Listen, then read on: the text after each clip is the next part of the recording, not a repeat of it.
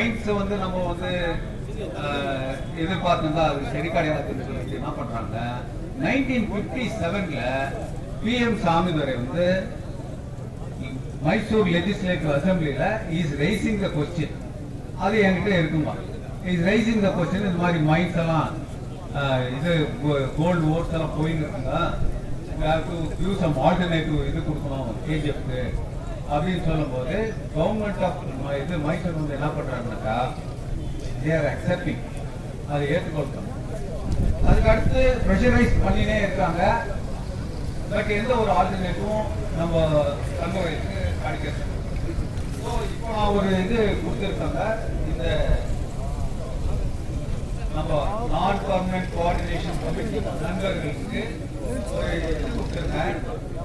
Republican party of India Mysore Pradesh committee AGF conference 31/1/1960 welcome speech of Shri PM Samidurai XMLA. அவங்க கோரிக்கை என்ன சொன்னாக்கா, வாட் வாஸ் தேர் டிமாண்ட்ஸ் நான் படிச்சிடறாங்க. The stand taken by full of அது வந்து நீங்க அதுக்கப்புறம் பாத்துங்க. The stand taken by our party with regard to foreign policy, cooperative farming and the border dispute with China that are being followed by India and the reservation of seats to the scheduled caste in the parliament, legislature and local bodies very sane and correct. But the ruling party of our country failed to understand the demand of the extending concessions and privileges to Neo-Buddhist and Christian converts. 1960 இந்த Christian converts கூட இது கொடுக்கணும், reservation கொடுக்கணும் from scheduled converts from the scheduled caste as enjoyed by the Arjans just and reasonable. 1960 அவங்க claim பண்றாங்க. So now this is the very important point. The growing unemployment no doubt has become a menace to the country, but this problem in Kolar gold field should be solved by establishing large-scale government industry like textile mill or rail coach branch factory, for which there are ample facilities like water, power, railway, roads, skilled personnel, etc. This will help the people in the long running the event of this wasting industry losing its life. The wasting industry now might it is losing its life. They demand an alternative to the mine. அப்படி கேட்கும்போது நமக்கு வந்து என்ன பண்றாங்கன்னாக்கா, ஒரு factory வந்து நமக்கு sanction பண்றாங்க. அது வந்து 31/1/1960 டிமாண்ட் வந்து என்னாவது 11th May 1964 பெங்களூர்ல ரயில் கோச் ஓபன் ஆகுது HAL. 1968 அதுல இருந்து ஒரு பிரான்ச் வந்து எக்மோர் டிவிஷன் அப்படின்னு சொல்லிட்டு புதுசா ரயில் கோச் இல்லாத எக்மோர் டிவிஷன் வந்து இவ்வளவு டிமாண்ட் பண்றாங்க. நிறைய பேர் அரெஸ்ட் ஆகுறாங்க, இதுக்காக நிறைய போராட்டம் பண்ணி அரெஸ்ட் ஆகுறாங்க. அதுக்கப்புறம் அந்த ஃபேக்டரி வந்து நமக்கு வருது. இந்த ஃபேக்டரியினுடைய ஒப்பந்தம் முக்கியம், இது ரொம்ப முக்கியமான ஒரு சப்ஜெக்ட். இது பெரிய ஐயருக்கு தான் பண்ணுகிறாங்க கேஜிஎஃப். இந்த ஃபேக்டரியினுடைய ஒப்பந்தமே என்னன்னா, மைன்ஸ் பசங்களுக்கு தான் வேலை கொடுக்கணும் ஃபேக்டரியில. டெல்லியில் இருக்கிறவனுக்கு காஷ்மீர்ல இருக்கிறவனுக்கு வேலை இல்லை. நம்ம வந்து 6000 ஏக்கர் நிலம் மைன்ஸ் கொடுத்து இருக்குது. All India schedule cost federation வந்து ஆபீசர்ஸ் குவார்டர்ஸ் கொடுத்துருக்கு அந்த இடத்த. அது எப்படி வந்ததுன்னா மைசூர் மகாராஜா கிராண்ட் பண்றாரு அவங்களுக்கு, ஆல் இந்தியா ஷெட்யூல் காஸ்ட் ஃபெடரேஷனுக்கு அந்த இடத்த கொடுத்துருக்காங்க. இவ்வளவும் கொடுத்து ஒரு ஃபேக்டரி இங்க போட்டு, இந்த ஃபேக்டரியில நம்ம ஊருக்காருக்கு வேலை இல்ல, பர்மனன்ட் வேலை இல்லைன்னா நம்ம இவங்களை என்ன சொல்றோம்? இது எங்க எடுத்து போய் நம்ம சொல்லணும்? இது கேட்கறதுக்கு நாதி இல்லங்க. 35 இயர்ஸ் ஒருத்தர் இருந்தாரு, அவர் பேரை மென்ஷன் பண்ணல. டிவிஷன் போறது மைசூருக்கு பிரசாத் இருக்கான், டிவிஷன் போறது பாலக்காடுக்கு பிரசாத் இருக்கான், பாலக்காட்டுல மார்க்கெட்டிங் டிவிஷன் எடுத்துருக்கான், சைலண்டா இருக்கான். இதுக்கு அர்ஜுன் டேங்க் இங்க இருந்து மேரேஜ் எடுத்துட்டு போறாங்க, நம்ம ஊர்ல சைலண்டா இருக்கான். ஒண்ணுமே சொல்றதே இல்லைங்க லீடர்ஸ்ங்களுக்கு. ஃபேக்டரியில நாங்கெல்லாம் காரிட்டு அந்த ஊருக்கார லீடர்ல எப்படி இருக்கான்னு. எவனுக்குனா இந்த ஊர் மேல அக்கறை இருந்துச்சா? இல்ல. எவோ 1960 70 இந்த அக்கறை இருந்துச்சு. ஆஃப்டர் 70 ஒரே ஒரு லீடர் கூட இந்த ஊர் மேல அக்கறை கிடையாது. கோலார்ல எம்பி பார்லிமெண்ட்ல 35 வருஷம் அவருடைய சீட்டை வான் பண்ணிட்டு வெளியே வர்றாருனாக்கா அவரை நம்ம என்ன சொல்றது? ஏஜ் போட்டே வானான்றாரு. ஏஜ் போட்டு வானா எனக்கு அப்படின்னு சொன்னாங்க. இதெல்லாம் சொன்னவர மறுபடியும் எலெக்ட் பண்ணாங்க. So we lost parliament. அவரு இன்னொரு 4-5 இண்டஸ்ட்ரி கொண்டு வந்திருக்கு.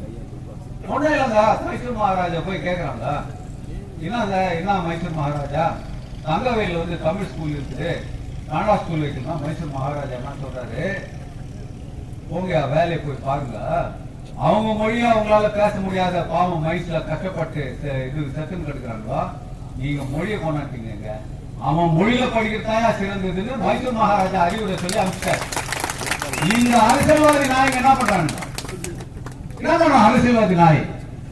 இருக்கிற 100 ஸ்கூல்ல மூடி விட்டான். ஏய் ஸ்கூல் 6500 பேரை இழந்து இருக்கோம் அந்த மைண்ட்ஸ்ல. நாங்க 6500. We lost a precious life. Management and other people should understand.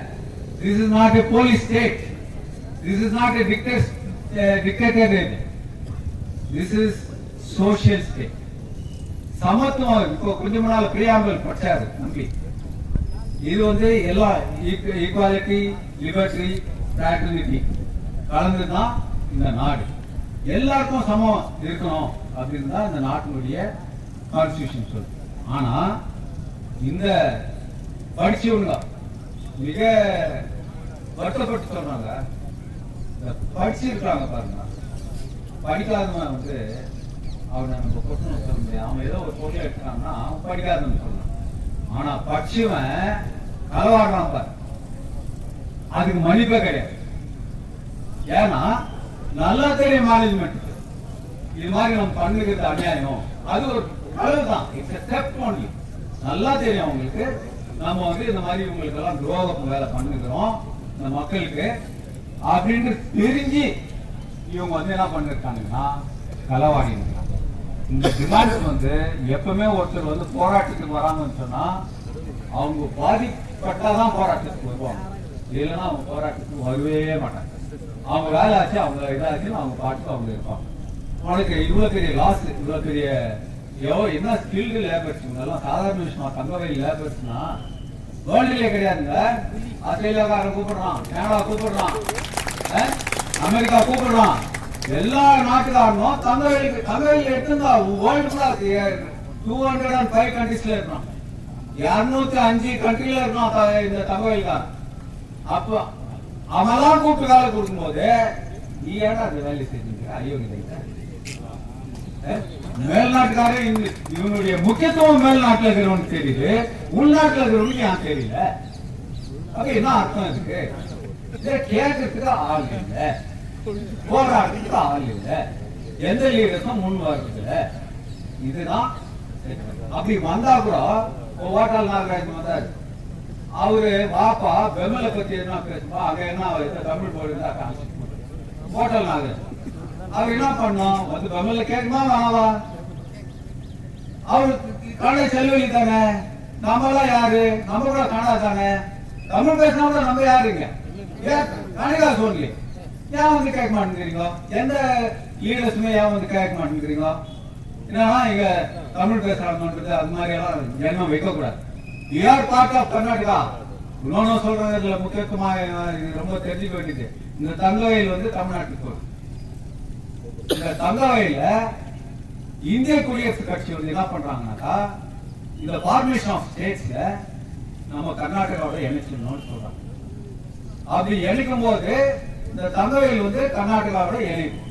அதுக்கு மூல காரணம் வந்து ஸ்ரீமான் பெங்கல் அனுமந்த் ரை, சீஃப் மினிஸ்டர் ஆஃப் கர்நாடகா. அப்போ நாங்க உங்களுக்கு எல்லாமே செய்யறோம், உங்களுக்கு என்ன உதவி வேணுமோ அதெல்லாம் செய்யறோம்னு அஷூரன்ஸ் கொடுத்துருக்காங்க. கொடுத்துட்டு இந்த தங்கவேல் அதோட சேர்த்து இது சேர்க்கறதுக்கு காரணம் நிறைய முக்கியத்துவம் வாய்ந்திருக்குதோ அதையும் சொல்லிடுறோம். நம்ம இங்க இருந்து சென்னைக்கு போனோம்னா ஒரு ஹைகோர்ட்டுக்கு நம்ம எவ்வளவு தூரத்துக்கு போனோம்? 300 கிலோமீட்டருக்கு மேல போனோம். ஆனா இது 60 மைலுக்கு நம்ம போயிடலாம் இல்லைங்களா? ரெண்டாவது, ஆல் தி பப்ளிக் செக்டர்ஸ், எல்லா பப்ளிக் செக்டர், HIL எடுத்துங்க, பெல் எடுத்துங்க, BHIL எடுத்துங்க, இதெல்லாம் வந்து பெங்களூர்லயே இருந்தது. நம்ம ஆட்கள் அங்க போய் அப்பாயின்மெண்ட் ஆயிடுவாங்க ஈஸியா அப்படின்ற ஒரு அடிப்படையில இதை வந்து பெங்களூரு வந்து கர்நாடகாவோட சேர்த்து. மூன்றாவது காரணம், all the recruitment centres, defence, army, navy, airport எல்லாம் வந்து பெங்களூர்லயே இருக்கு. மைல் கணக்கில் போய் ரெக்ரூட்மெண்ட் ஆகணுன்ற அவசியம் இல்லை. இதுதான் அவங்களுடைய சிந்தனை. அந்த சிந்தனை ஆகிட்டு உடா மொழி தானே படிச்சுக்குவாங்க நம்ம ஆளுங்க. ஆனா அங்க போனா தமிழ்நாட்டில் எவ்வளவு கஷ்டம் இருக்குது அவங்களுக்கு இருக்கிறத 50-60 புரிஞ்சுக்கிட்டு தான் நம்ம வந்து கர்நாடகாவோட இணைஞ்சது. அவங்க அஷூரன்ஸ் என்னன்னா, உங்க மக்களை நாங்க கண்டிப்பா மதிக்க மாட்டோம்னு சொல்லி. ஆனா இப்ப எவ்வளவு பெரிய வஞ்சனை நடந்துருக்குதுன்றத நான் எடுத்து சொல்லிருக்கேன் முன்னாள். ஸோ இன்னும் அதிகமா பேசலாம். நிறைய பேர் இங்க வந்து இருக்கிறதுனால எல்லாம் நண்பருங்க தான், என்னுடைய தோழருக்கு தான் வந்திருக்காங்க. ஸோ நான் நினைக்கிறேன் இதோட என்னுடைய உரையை முடிச்சுக்கலாம்னு நான் நினைக்கிறேன். அதனால கடைசியா நான் சொல்ல வேண்டியது என்ன சொன்னாக்கா, வரலாறு நிறைய இருக்கு நம்மளுக்கு. நம்ம அழிக்கப்பட்ட மக்கள், ஒடுக்கப்பட்ட மக்கள், வஞ்சிக்கப்பட்ட மக்கள், இந்த